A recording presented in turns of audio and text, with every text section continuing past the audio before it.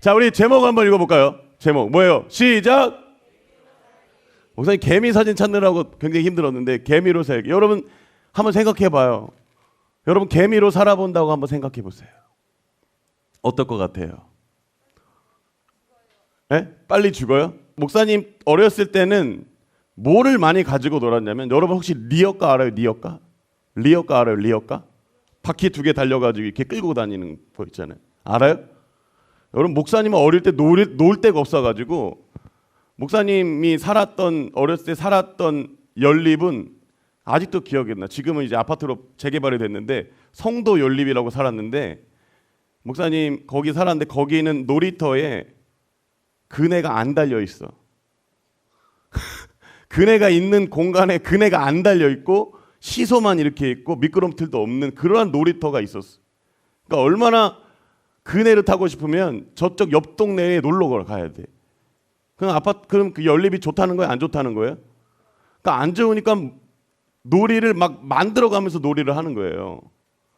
만들어가면서 놀이를 하는데, 특별히 구슬치기 알아요? 여러분 그거 알아요? 구슬치기? 딱지치기 알아요? 그리고 나서 리어카도 있는데, 여러분 리어카 갖고 뭐 갖고 놀 수 있을 것 같아요?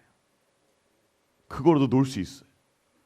끌고 당기는 팔을 밟고 옆에 밟고 올라가고 내려오고, 이렇게 막 방법이 여러 가지가 있어. 그거를 하면은 옆에 있는, 내가 먼저 하면 뒤에 있는 친구들이 따라하고. 여러분 리어카 가지고도 옛날에는 게임을 갖고 놀았어요. 근데 가장 많이 하고 놀았던 게 뭐냐면, 여러분 개미 죽이기예요. 개미 죽이기. 길을 가다가 개미가 보이면 어떻게 해요? 엄지손가락으로 죽이고. 이렇게 길을 가다가, 여러분 이거 많이 봤죠? 많이 봤어요? 길을 가다가 이렇게 보이면 어때요?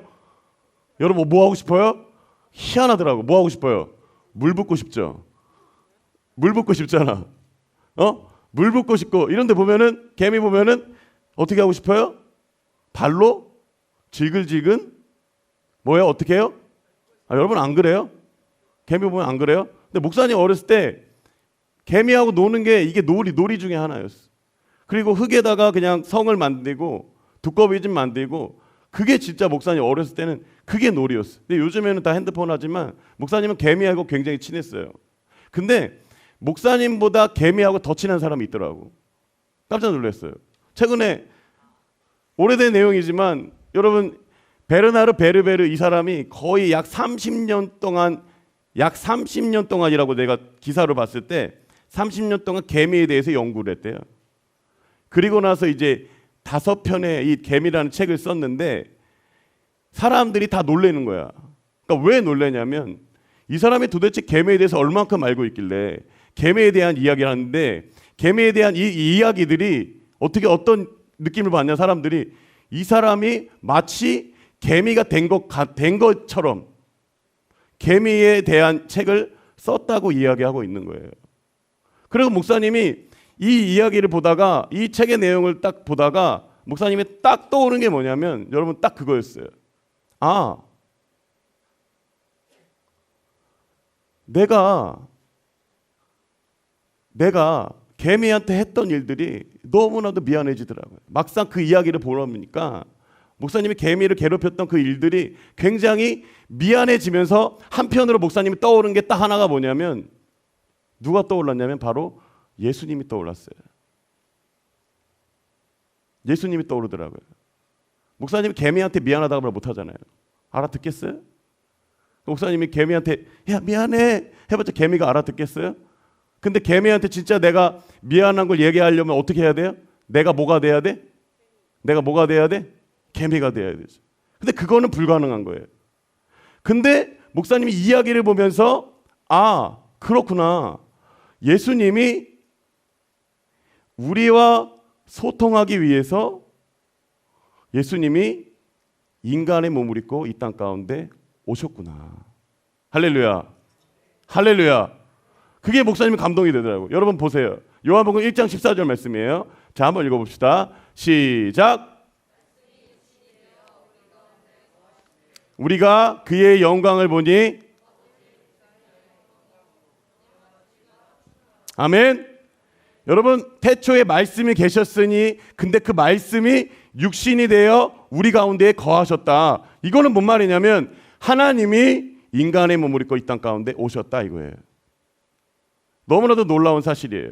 근데 누가복음 2장 오늘 본문에 보면 7절하고 12절하고 16절을 살펴보면 그 하나님이었던 그 예수님,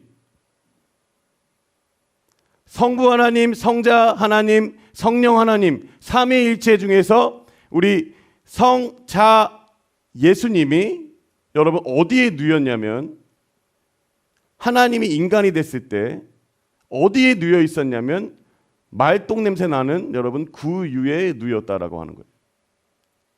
냄새 나는 곳에 예수님이 누워 있었다라는 사실이에요. 여러분 우리가 예수님 찬양 많이 하잖아요. 당신은 영광의 왕, 당신은 평강의 왕. 왕인데 여러분 어디에 누워 있어요? 여러분 어디에 누워 있어요? 왕궁에 있어야 되잖아요. 근데 왕궁에 누워 있는 게 아니라 여러분 구유에 누워 있다는 이 사실 하나가 우리에게 굉장히 위로가 되는 거예요. 이게 굉장한 위로인 거예요. 이게 여러분 은혜입니다. 여러분 이게 우리에게 은혜인 거예요. 왠 줄 아세요? 왠 줄 아세요? 왕궁에는 아무도 갈 수가 없잖아. 왕궁에는 신분이 되지 않으면 차마 만날 수가 없잖아요. 근데 예수님이 구에 오셨다라는 그 사실은 모든 만민들, 모든 백성들, 모든 사람들을 만나기 위해서 말 구유에 가장 노출한 곳에 오셨다라는 사실이에요. 할렐루야. 할렐루야. 그래서 이 구유에 놓였다는 이 이야기가 우리 어제 토성에서 담임 목사님 정리하기로는 딱 그거예요. 이거예요. 나는 너를 귀한 하나님의 자리에 누이려고 나는 여물통에 내가 누운 것이다. 여러분 바꾼 거예요. 스위치한 거예요. 여러분 보세요. 예수님 굉장히 스위치 많이 했어요. 예수님이 죽음으로 우리가 사는 거죠. 할렐루야. 할렐루야. 또 내가 죽으면 누가 살아요? 내가 죽으면 누가 살아요? 지난주에 배웠잖아. 내가 죽으면 누가 살아요? 내 안에 예수님이 사는 거예요. 그 예수님이 하나님의 귀한 아들의 자리를 우리에게 앉히려고 예수님은 오히려 누추한 여물통에 누이셨다. 여러분 이건 역설이죠. 어떻게 보면. 예수님 우리와 자리를 스위치하시는 분이세요. 그의 의미 두 번째가 뭐냐면 여러분 나는 너희의 만나가 되기 위해서 왔다. 할렐루야. 할렐루야. 그 세 번째가 뭐냐면 누구나 이 생명의 떡을 먹이기 위해서 예수님이 이 땅 가운데 오셨다는 사실이에요. 신분, 지위, 높고 낮음을 떠나서 어떠한 사람들도 이 예수님의 생명의 떡을 먹게 하기 위해서 예수님은 낮은 곳으로 오셨다는 사실이에요. 여러분 이것을 기억하길 바랍니다. 할렐루야. 이게 성탄의 의미예요. 그래서 다른 종교와의 차이점이 있어요. 여러분 이거는 여러분들이 꼭 기억해야 돼요. 다른 종교와 기독교와의 특별한 차이점이 뭐냐면 다른 종교는 신이 항상 인간 위에 있어요. 물론 우리도 하나님이 인간 위에 있죠. 신이 항상 인간 위에 있고 항상 인간이 뭐를 열심히 해야 돼요. 뭔가 그 신의 마음을 건드리면은 안 될 것 같아. 신을 진노하게 하면은 진노가 내려지기 때문에 신의 마음을 아프게 하면 안 되고 신의 마음을 어떻게 해요? 화나게 하면 안 되는 거예요. 그러니까 항상 어떻게 해요? 신을 쳐다보지 못하고 항상 고개를 숙이고 항상 주눅 들어 있는 거예요. 그 신 앞에. 세상 종교의 신 앞에 다 그러고 있는 겁니다. 근데 보세요. 그 신을 만나기 위해서는 항상 이 피곤함이 있어요. 여러분 한번 밑줄 친 데 한번 읽어봅시다. 시작. 할렐루야. 이거 뭐 할렐루야라 그래. 여러분 신을 만나기 위해서는 항상 뭔가 인간의 노력이 필요해. 뭔가 행위가 필요해. 그거 안 하면 안 돼. 그렇게 해야 돼. 근데 우리 기독교는 어때요? 여러분 기독교는 어떤 것 같아요? 여기서는 합격점에 이르려면 니들이 수행과 노력을 해야 되는데 기독교는 약간 좀 달라요. 기독교는 달라요. 의미가 달라요. 기독교는요. 우리 예수님 믿는 우리는요. 열심히 노력하고 수행과 노력도 하지만 그 이유가 합격점에 도달하기 위해서가 아니라 주님을 사랑하기 때문에 그렇게 하는 거예요. 할렐루야. 사랑하기 때문에 하는 거예요. 사랑하는 자가, 나를 사랑하는 자가 싫어하는 거 내가 안 하는 거예요. 할 수 있어요. 그럼 다시 마음 고쳐먹고 안 하는 거예요. 그게 여러분 우리 기독교입니다. 할렐루야. 할렐루야. 그래서 기독교는, 예수님은 우리를 만나기 위해 인간의 몸을 입고 내려오셨어요. 올라가는 게 아니에요. 내려오셨고, 왕족, 부자, 힘있고 똑똑한 사람만 찾아간 것이 아니라 누구든 이 예수님을 만날 수 있도록 여러분 낮고 낮은 모습으로 구유에 누이셨다. 여러분 이게 기독교예요. 할렐루야. 여러분 위로가 되지 않으세요? 여러분 위로가 되지 않으세요? 목사님 너무 위로가 되던데요. 우리의 신분, 우리의 자격, 그걸 떠나서 우리가 올라갈 수 없기에 그분께서 우리를 만나기에 이 땅 가운데 그 예수님, 여러분 그게 성탄이에요. 할렐루야. 목사님 너무 감동이 되더라고요. 여러분 이런 이야기가 있어요. C.S. 루이스의 친구인데, 이분이 도로시 세이어스라고 C.S. 루이스 친구인데, 이분이 추리 소설가예요. 그리고 옥스퍼드 대학교에 다녀요. 옥스퍼드 대학교에 다니는데, 옥스퍼드 대학교를 졸업했는데 추리 소설가인데, 이분이 글을 쓴 게 있어요. 시리즈물인데 이게 뭐냐면 피터 윈지경이라는 책이에요. 시리즈로 있어요. 근데 이 피터 윈지경이라는 사람이 탐정인데, 여러분 귀족인데 독신이야. 귀족인데 독신 탐정인데 이 주인공이에요, 여기 스토리에. 그래가지고 막 사건을 헤쳐나가고 있는 그런 가운데 있는데, 갑자기 어느 한 여인이 등장을 해. 그 여인이 등장을 하는데, 그 여인이 등장을 하는 배경을 보니까 이 여인도 옥스포드 출신의 추리소설가인 여인이 이 피터 윈지경 이야기에 등장을 하고 있는 거예요. 그러니까 사람들이 이제 글을 읽다가 이게 뭐지 막 그러는 거예요. 근데 그 이야기를 들어보니까 뜻이 무슨 이야기였냐면, 여러분 보세요. 목사님 기사를 갖고 왔는데, 피터 윈지경 시리즈에 새로운 생명력을 불어넣은 해리엣 베이는 정확히 누구인가라고 묻는 거예요. 근데 이렇게 얘기하고 있어요. 많은 문예 비평가는 다음과 같이 결론을 짓고 있다. 해리엣 베이는 실제 도로시 세이어즈 자신이었다. 여러분 이거 너무 이야기가 멋지지 않은가요? 여러분 보세요. 자기가 작가예요. 추리 소설가야. 근데 자기가 이제 피터 윈지경 이야기를 쓰고 있다가 어떻게 됐냐면, 소설 속에 있는 윈지경이 너무 불쌍한 거야. 독신으로 살아가고 있는 윈지경이 불쌍한 거야. 그래서 자기가 그 스토리에 자기가 등장한 겁니다. 뭔 얘기인 줄 아세요? 그 저자가 이 소설 이야기에 등장해서 피터 윈지경과 결혼을 한 거예요. 결혼을 하고 이제 이 부부가 새롭게 추리를 해나가며 일을 하기 시작했다는 거예요. 뭐예요, 여러분? 뭔 얘기예요? 저자인 도로시 세이어스가 실제 그 이야기 속에 있는 주인공, 그 소설에 있는 주인공이 불쌍해가지고 그 소설 가운데 들어가서 그 소설의 주인공과 결혼했다는 사실이에요. 여러분 누가 떠오르세요? 여러분 누가 떠오르세요? 목사님은 예수님이 떠올라요. 우리의 본인이 만들어낸 역사에 어떻게 보면 인간이 다 망쳐놓은, 죄악으로 말미암아 다 망쳐놓은 그 역사에 어떻게 보면 그 소설을 그냥, 이 역사의 드라마는요 쓰레기통에 버려도 되는 그러한 이야기지만, 그렇게 하지 않고 우리를 사랑하기 때문에 그 역사의 드라마에 실제로 오셔가지고 그 역사에 있는 주인공들을 행복하게 만들고 죄악에서 구원해내고, 그 이야기가 여러분 우리 성경 이야기인 줄 믿습니다. 할렐루야.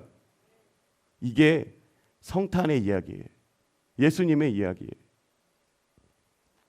자, 데살로니가전서 5장 10절 말씀 우리 함께 읽어볼까요? 시작.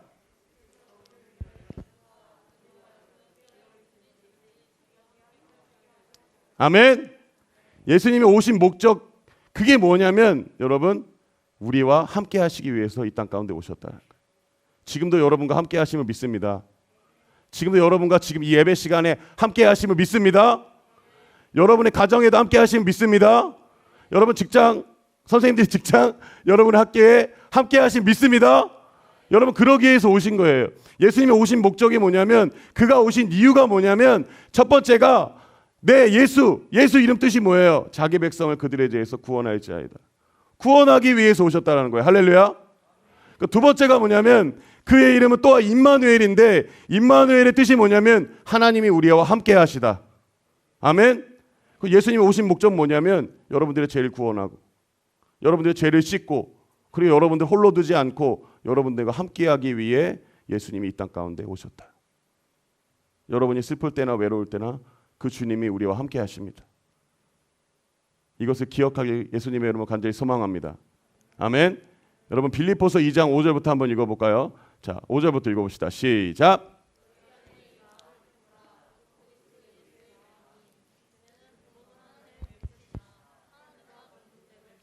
여기지 아니하시고 오히려 자기를 비워 종의 형체를 가지사 사람들과 같이 되셨고, 사람의 모양으로 나타나사 자기를 낮추시고 죽기까지 복종하셨으니 곧.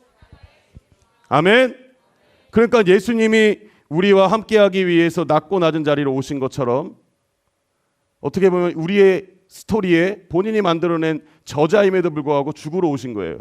그 이야기 가운데 죽으러 오신 거예요.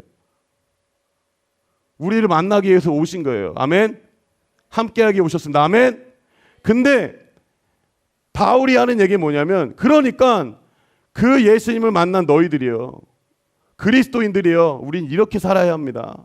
이게 얘기하고 있는 거예요. 그게 뭐냐면, 너희 안에 이 마음을 품으라.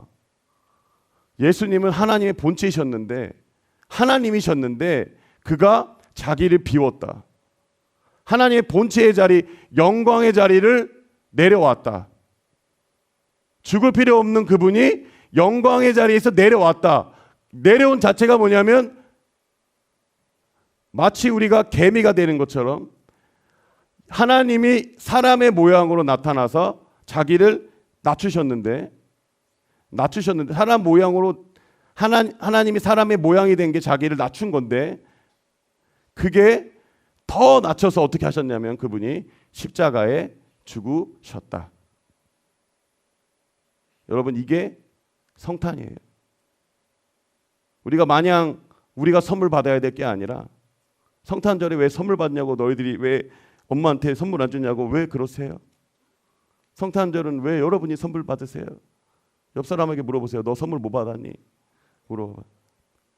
네? 여러분 물어볼게요. 왜 성탄절에 여러분이 선물 받으세요? 물어볼게요.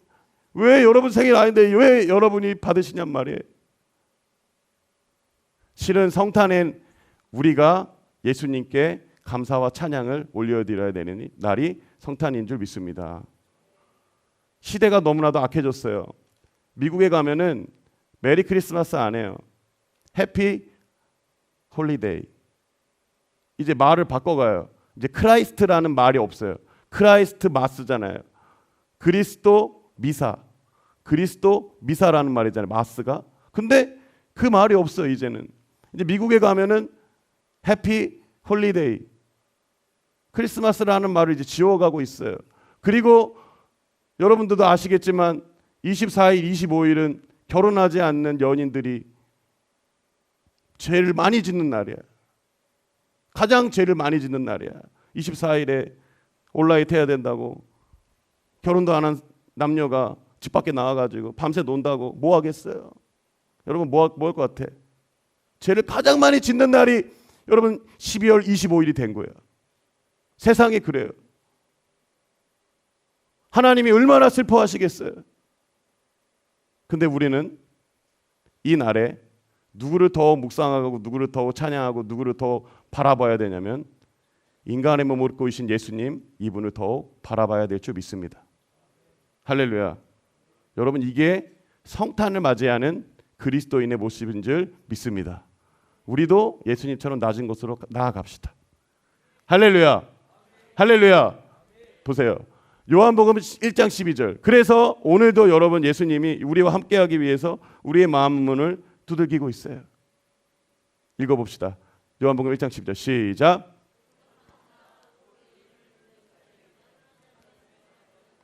할렐루야. 어제 이번 주간에 목사님이 한 분과 통화를 하는데 그런 얘기 하시더라고요. 우리 중등부 애들이 구원에 확신이 없다고. 여러분 구원에 확신 있으세요? 여러분 오늘 죽으면 내가 내일 천국에 갈 자신 있으세요? 손 들어봐. 오늘 죽으면 나는 내일 천국에 갈 수 있다. 내가 눈을 뜨면 나는 지옥이 아니라 나는 지금 예수님과 낙원에 있을 것 같다. 이렇게 믿는 사람은 손 한번 들어보세요. 중등부 중에. 다 손 들어보세요. 손 무거워? 손 들어봐.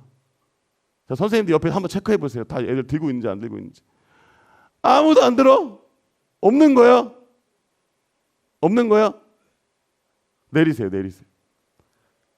목사님이 이런 마음이라고 생각해. 여러분들이 왜 그 손을 기껏 못 드냐면 한편으로 이런 마음이라고 생각해요. 믿긴 믿는데 잘 모르겠다. 믿긴 믿는데 내가 예수님 믿는데 내가 나를 봐도 믿는 애가 안 같아.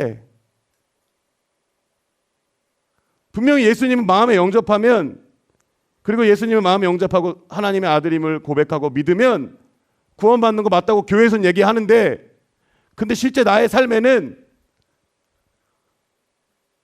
모르겠다. 내가 믿는 건지 안 믿는 건지 모르겠다. 교회 오면 그래도 조금 찬양하고 말씀 들을 때는 어쩔 때는 그냥 눈물 한 방울이 여기 조금 나오는데 그래도 밖에 나가면 집에 가면 학교 생활하면 도저히 모르겠다. 전혀 예수님 생각도 안 난다. 그럴 수도 있어요. 그래서 너 오늘 죽으면 너 천국 갈 수 있니? 물으면 그런 거예요. 잘 모르겠어요. 저 아직 욕도 하고요. 친구 뒷담화 까고요. 친구 때리고요. 그래서 저 아직 모르겠어요. 여러분 그럴 수는 있어요. 여러분 그거는 여러분들 믿음이 단련되어져 가는 과정이라고 목사님은 생각을 해요. 원래 믿음은 의심과 불신과 나의 마음의 혼돈을 통해서 여러분 믿음이 강력해지는 거예요. 여러분 그건 당연한 거예요. 그런데 그 예수님이 누구인지 모르는 건 이거 심각한 거예요. 교회에 앉아 있음에도 불구하고 그 예수님이 구원자이시고 나를 위해 십자가에 벗겨 죽으셨고 다시 살아났음을 믿지 모른다면 이건 심각한 문제인 거예요. 그래서 그 권사님이랑 대화하는 가운데 권사님 오늘 마지막 수업하실 때 권사님이 그러시더라고요. 영접기도 아이들에게 시키겠다고. 너무 귀한 거예요. 여러분 이 시간 오늘 찬양하며 나아갈 때 오늘 말씀 끝나고 찬양하며 나아갈 때 여러분 목사님께 다 여러분 한 사람 한 사람에게 목사님이 도전합니다. 예수님을 영접하세요. 마음문을 열고 예수님 내 안에 들어와 주세요. 나와 함께 해주세요. 오늘 중3 친구들 고등부 올라가기 전에 오늘 확실하게 영접하고 가는 은혜가 있길 간절히 소망합니다. 할렐루야. 영접하는 은혜가 있을 줄 믿습니다. 아멘. 여러분 우리 예수님이 히브리서 4장 얘기인데 읽어봅시다. 자 읽어보세요. 시작.